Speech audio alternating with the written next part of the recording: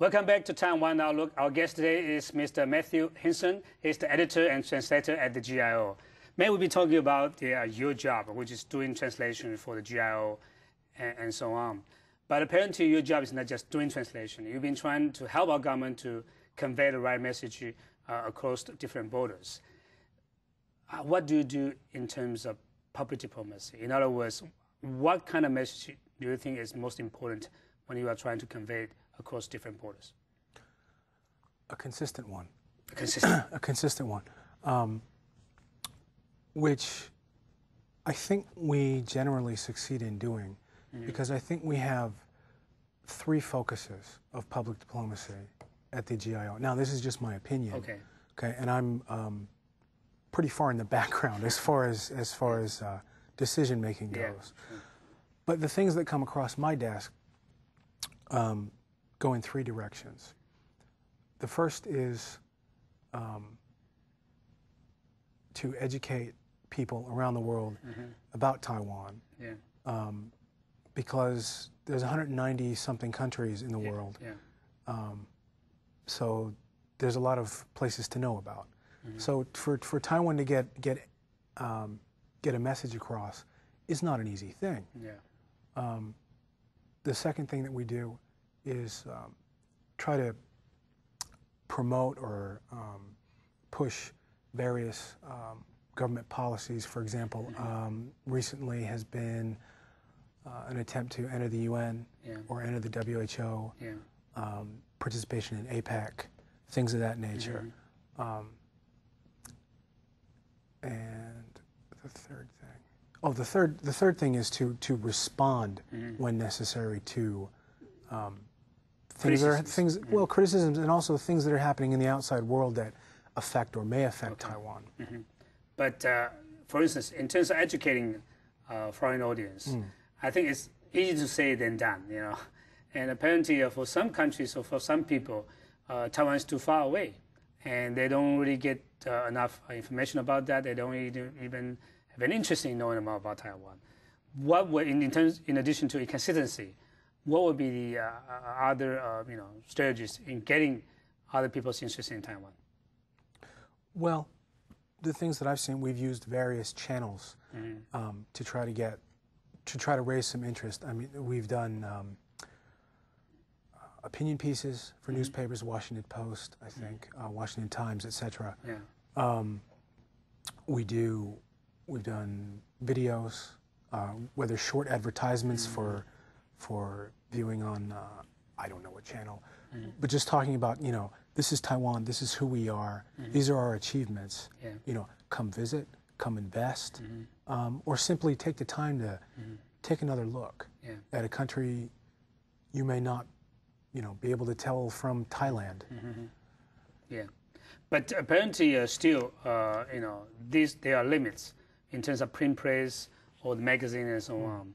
And in this globalized world, there are more new tools, such as internet and so on. Are you also doing things like that? Well, our department, the GIO, we have different publications. We have a weekly publication, a monthly publication, which is not what my office does, but it is done in the GIO. In various languages, English, German, French, Spanish, and these all have online versions. They're all free. And they're, I think, distributed at Taiwan's representative offices, things of that nature abroad. So these are ways that the GIO is trying to engage people. As you say, it's not easy. You know, there was also a campaign last year. We had advertisements in front of the UN headquarters to try to promote UN membership in Taiwan to relevant people who are walking by, walking into the UN building every day, you know, to give them a consciousness of, hey, maybe this is something that you should consider. What do you think are the major difference between the advertisements done by the government and by the private sectors? Well, advertisements done in the private sector have a very specific goal to sell a product. That's right. Now, the advertisements that I've seen done here at the GIO are more general in nature, as opposed to trying to get you to do something. It's simply trying to get you to think. I see. Which, in this day and age of, you don't have to think that much. If you watch TV, you don't have to think that much. Yeah. So, it's giving you an opportunity, in a sense, to consider an issue. But by communicating with the foreign audience, we are hopefully eventually we can get the sympathy or the support from the foreign audience. How do you assess your performers in that regard? That's the difficult question I was hoping you weren't going to ask, because it's difficult to assess. Because if you're speaking to a global audience like the GIO is, and yes, there is a focus on trying to sway public opinion leaders and things of that nature, but your average Joe is also able to see these media, the advertisements, the publications, what have you. But it is difficult to gauge the results. If there's a campaign to promote UN membership, but the UN doesn't accept Taiwan that year, does that mean the campaign was a total failure? It's hard to say. Yeah, that's right. Because if you've increased consciousness of Taiwan in some way, if you've affected one individual in a positive way, then maybe you've succeeded. That's right. That's right. Just in a different way than what you hoped. Yeah. You mentioned earlier that the big difference between the private sector advertisement and the public sector one is the so-called target audience or the goal, Right. But when you do the translation, have you thought about who will be your target readers or viewers or listeners? Because you may write different ways, right? That's right. Well, the way I write, the way I translate, I am trying to speak to the average person. I'm not trying to speak to opinion leaders or politicians in particular. Because politicians or opinion leaders could understand what I'm writing, but it would also be accessible to, the average reader. Because I hope that I hope to influence that one person. Yes, would I like to change the world? Absolutely. But my goal is first, if you can teach one person something, that's also success. Yeah, that's right. But in doing the translation, sometimes you should be neutral, right? Oh yeah. Try to be objective, just do the translation word by word or sentence by sentence. But sometimes, do you feel that maybe something should be added somewhere in the speech or in the writing? Right. Well, sometimes that does happen, or sometimes things should not be put in there. That's also possible because, for example, Chinese is often full of very flowery language, That's right. or very poetic language that, in the English context, It's meaningless. doesn't really work. Yeah. It doesn't convey the message that you want it to.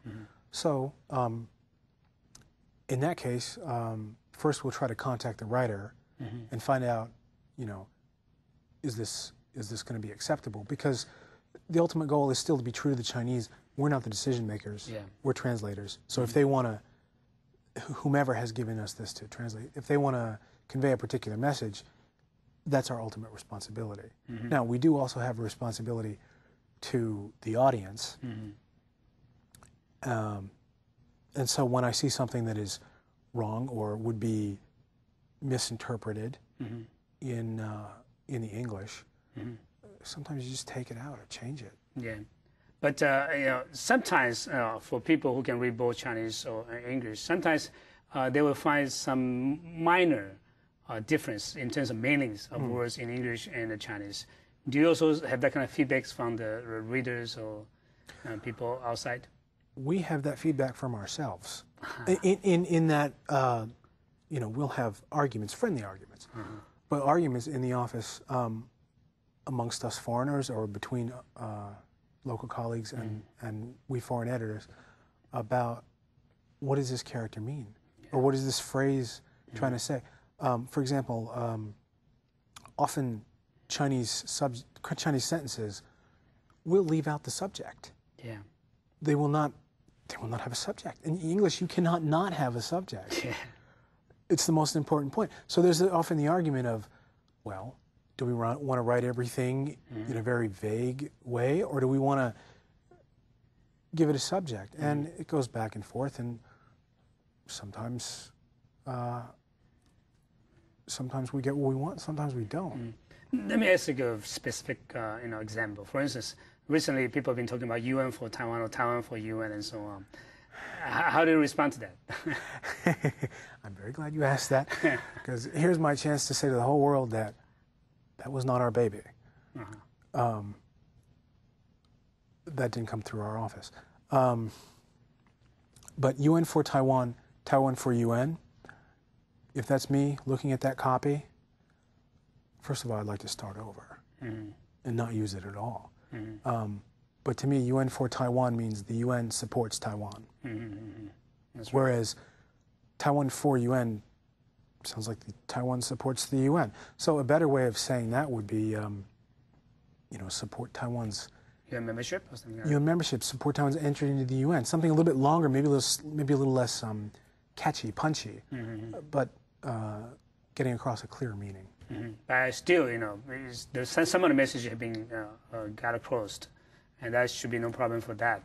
And also, we've been talking about public diplomacy in general. And apparently, not just a language barrier, but also cultural barriers. When you do your job, do you see any cultural barriers in doing the translation?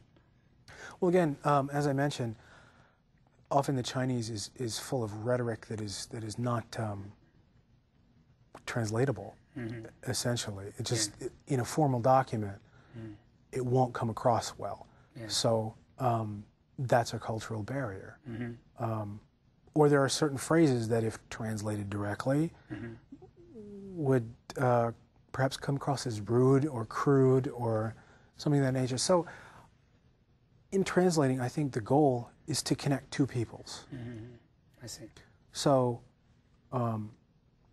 yes, there are cultural barriers, yes, there are cultural differences, but that's our job to figure out. We are supposed to act as the crucible, if you will, from into which goes one language and out comes another language. Maybe there are some differences between the language, but each side knows what the other means.